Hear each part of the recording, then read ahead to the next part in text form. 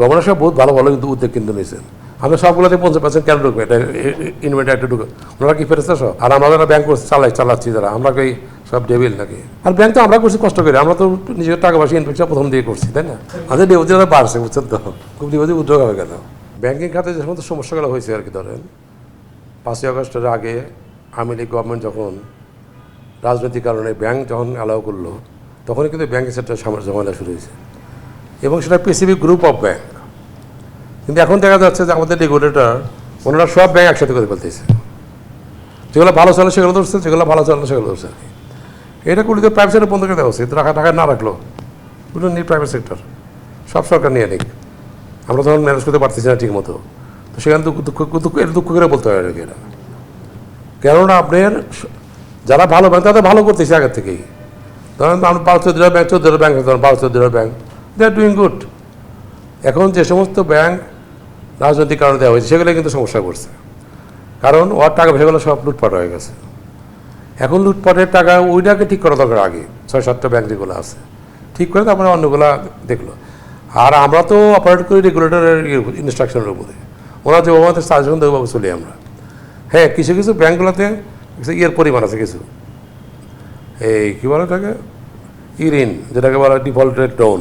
Default loan তো থাকবেই, আমরা তো আগুন নিয়ে খেলা করেন, আগুনে একটা আঙুল পড়বে না মাঝে মাঝে, কিন্তু আমরা হাতটা যে কাজ করে তার উপরে, মানে যে 12-14 ব্যাংক তো অলরেডি অন ট্র্যাক, ওগুলোকে আমি ডিস্টার্ব করতে গেলে এবারে আমরা ঝামেলা হয়ে যাবো। তখন আমরা সবগুলোতে 50% কেন ঢুকবে, এটা ইনভেন্টার একটা ঢুকবে, ওনারা কি ফেরেছে সব? আর আমরা যারা ব্যাংক চালাচ্ছি যারা, আমরা কি সব ডেবিল নাকি? এটা বললে হবে? আপনি যদি তাই যদি হয়, তাহলে সরকারি ব্যাংক যেগুলো আছে কিন্তু অবস্থা কেন এগুলোর? একটা ব্যাংকে 40%, 80%, 90% ডিফল্ট লোন, আর আমার ব্যাংকে তো কেউ 5%, কেউ 7%, কেউ 10%, কেউ বড় 15% আছে। এগুলো তো ভালো চলতেছে, সেখানে আমরা কেন এই 50% ইনভেন্টার একটা দিয়ে দেবো? তাহলে আর প্রাইভেট সেক্টর ব্যাংক দেওয়া হলো কেন? তাহলে না, তাই ভালো ছিল। এইভাবে তো হেল্প করতে, এভাবে করে তো it will create some sort of fight between private and public. যারা ইমিডিয়েট একটা 5 জন, আর 5 জন যে ইচ্ছাকে থাকে। আর ব্যাংক তো আমরা করছি কষ্ট করে, আমরা তো নিজের টাকা পয়সা ইনভেস্টটা প্রথম দিয়ে করছি, তাই না? তারপর ডিপোজিটার বিশ্বাস করছে আমাদের, টাকা পয়সা রাখছে এবং সবাই ব্যবসা বাণিজ্য করতেছে, চলতেছে সব কিছু।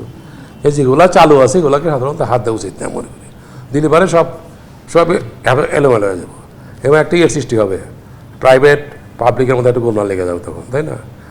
আর আমরা তো এই দেশেরই লোক, আমরা তো অন্য কোনো প্ল্যানের থেকে আসি নাই, আবার যারা ইনভেন্টার তারও অন্য প্ল্যান থেকে আসে নাই, একই প্ল্যানের লোক আমরা। এখন যেগুলো যদি স্পেসিফিক দোষ থাকে সেগুলোকে ধরা ঠিক আছে, কিন্তু আমি এন মাসেটা আইন করে দিলাম যে এখানে ফিটনেস থাকলে ওখানে ফিটনেস থাকে, এটা একটু ঠিক না তো, এটা তাহলে তো দুইয়ের মধ্যে গোলমাল লেগে যাবে একটা, এবং আইন result will be very bad, খারাপ হয়ে যাবে তখন। কাজে এগুলো এইভাবে না করে, যেসব তো ব্যাংক লিঙ্ক করতে যেগুলো খোরা চলতেছে, যেগুলা খারাপ হয়ে গেছে ওগুলো ঠিক করাকে দরকার, তারপরে আমাদের একে সব হাত দেওয়া উচিত, যদি এটা প্রয়োজন হয়। তা আমরা তো 30 বছর হলে ব্যাংকে টাকা ব্যাংক চলতেছি, আমরা সবগুলো ব্যাংকে প্রাইভেটে, কেউ 30, কেউ 50 বছর এরকম হয়েছে আর কি। তো 30 বছর ঠিক আছে, তারা ঠিক আছে কেমন? যদি আমরা সব প্রাইভেটে মানে ইনভেস্টার টাকা পয়সা খেয়ে ফেলতাম, শেষ করে ফেলতাম, তাহলে এক কথা ছিল। কিন্তু তারা তো ডিপোজিটারও টাকা রাখতেছে আমাদের সাথে, আমরা ফাইন্যান্সও করতেছি, সবই তো ঠিক আছে, ট্র্যাকে আছে। এখানে আমরা আত্মপাতা করা দরকার কি? এখানে এখন যদি আপনি বলেন যে তোমার ছেলেবেলে নিয়ে আসো, ছেলেবেলে তো যা যা কাবে সেটা দেখে, এখন আমার কিন্তু সেটা দিতে হবে, সেটা ছেলেকে দিলাম। তাহলে যে আমি 30 বছর ব্যাংক চালাতে আমি জ্ঞান অর্জন করলাম, ওই জ্ঞানটা কী করবো তখন? তাহলে আমার ছেলেকে তাই সে অন্যবারটা কী করতে হবে? ছেলে অটোমেটিক সাকসিড করবে। একবারে যদি এনমাস সব অন্য গ্রুপ নিয়ে এসে বসা দিই, তখন তো ব্যাংক চলবে না। আপনার অন্ততপক্ষে যারা আছে তাদের তো রাখা উচিত, রাখা 2-1টা যেটা রিটায়ার করে করলো তখন আমরা না করলাম, বা পয়সা কাছে বেশি এসব কারণে হতে পারে। কিন্তু যে পর্যন্ত কোনো স্পেসিফিক কোনো ক্লেম কমপ্লেন না থাকবে সেই পর্যন্ত যেগুলো ভালো ব্যাংক চলতেছে এগুলোকে হাত দেওয়া উচিত না মনে করি। আমাদের ডিপোজিট বাড়ছে, আমাদের ডিপোজিটটা বাড়ছে, বুঝছেন তো, খুব ডিপোজিট উদ্যোগ হবে কেন? উদ্যোগ ব্যাংক টিকবে? একটা ব্যাংক সার্ভাইভ করে ডিপোজিটের টাকার উপরে। ডিপোজিটার যদি টাকা উদ্যোগে নিয়ে যায়, সরকার যত টাকা এদিকে কোনো কাজ হবে না। ডিপোজিটারের কনফিডেন্স মানে প্রি কন্ডিশন একটা ব্যাংকের সার্ভাইভ এলে, যদি আমানতকারী টাকা রাখে গেলে তখন এই ব্যাংকটা চলবে। আর আমাদের বাংলাদেশ ব্যাংকে বলেন ফিনান্স মিনিস্টার যত জায়গায় কেন না দেয়, একবার সে হাসটা দেখাতে শেষ হয়ে যাবে। কাজে এগুলা ডিপোজিটার মানি উইল আজ এখানে আসবে, আমরা আবার লোন দিব একজনকে, দিস ইজ দি প্রসেস। এই প্রসেসটা তো ইনশাল্লাহ ভালো আছে এখন আমাদের। এবং আমি তো এই জন্য বলতেছি যে সমস্ত 14-15টা ব্যাংক যদি ভালো চলে সেগুলো তো আদৌ দরকার কি, তাহলে ওনাকে আরও সাপোর্ট দেওয়া উচিত, মানে কী বলে ওটাকে, মানে ডেভেলপ করা। কিন্তু ওখানে যদি জড়া লাগা দিই আমি 50% ওই কী বলে ওটাকে স্বতন্ত্র ডাইরেক্টর আর 50% মালিক পক্ষের থেকে, মানে যারা ব্যাংকটা করছে, কিন্তু এটার মধ্যে একটা ইস্যু রয়ে যাবে না তখন। এটা তো এগুলো করার কোনো মানে হয় না তো, এগুলোকে একটা মানে তিক্ততার সৃষ্টি করা হচ্ছে আর কি, যেটা final result will be bad, খারাপ হতে পারে। যখন সবার ইন্টারেস্টে ব্যাঘাত কেটে যাবে, যখন যারা আমরা যে উদ্যম নেওয়া এই প্রাইভেট ব্যাংক শুরু করলাম আর কি, সেই উদ্যোগটা তো আমাদের যথেষ্ট ম্যাচিউর উদ্যোগ ছিল। আমাদের ব্যাংক 1995 ব্যাংক টিকে আছে কেমন বলেন, যদি আমরা সব 2 নম্বর কাজ করতাম তাহলে ব্যাংক শেষ হয়ে যেত, ধ্বংস হয়ে যেত। সেটাকে আমরা স্টক টেকিং করে নিয়ে করতে হবে। আপনারা যদি বলেন টোমা ভালো করতেছে আর দিক খারাপ করতেছে, টোম দিক হারে যদি ভালো করে তখন মনে করি হাত দরকার নেই। হ্যাঁ, এখন গভর্নর সাহেব বহুত ভালো ভালো কিন্তু উদ্যোগ কিন্তু নিয়েছেন, কিন্তু উনি উদ্যোগগুলোকে যদি একবারে ব্যবসা একসাথে নিয়ে শুরু করে তখন হয়তো আর এর রেজাল্ট ভালো না হইতে পারে। কাজে ওনাকে একটা গ্রুপ করে করা উচিত, যদি A group, B group, C group করলে পারে, একটা বি গ্রুপ, সি গ্রুপ ঠিক করলো, আবার বি গ্রুপে আসলো, বি গ্রুপ ঠিক করলো, আবার এই গ্রুপে আসলো, তোমাদের এই দোষ আছে, ওগুলো ঠিক করার পরে এখন তো ওগুলোই বিরাট কোশ্চেন। এখন যে সমস্ত ব্যাংক ডুবে গেছে, একসাথে মার্জিং করছে যেগুলো, এগুলোকে সেভ করতে তুলতে আপনাকে বেশ বেশ পরিশ্রম দরকার। ওদের টাকা কিন্তু নাই, যে they have short money from finance মিনিটে 20,000 crore টাকা।